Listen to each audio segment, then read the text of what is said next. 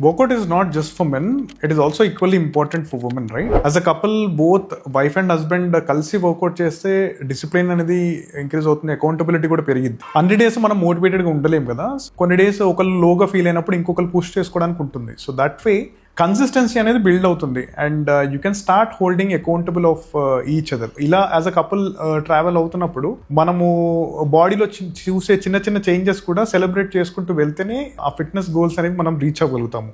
And also fitness అంటే it is not ఏదో మనం జిమ్కి వెళ్ళి మనం కండలు పెంచేసేయాలి లేకపోతే బాడీలో ఫ్యాట్ డ్రాప్ చేయాలనేది కాదు కదా. It is also about building habits together.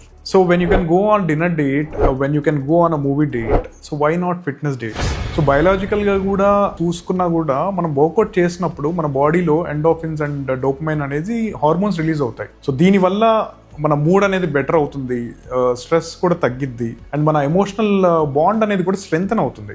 ఓవరాల్గా చెప్పాలంటే it is not about physical transformation, it is more mental and emotional upgrade for the relationship. So అందుకే ఫిట్ ఐక్యూలో కూడా ఎవరైనా యాజ్ అ కపుల్ జాయిన్ అవుతున్నారు అని అంటే for the other person we give 75% discount on the package.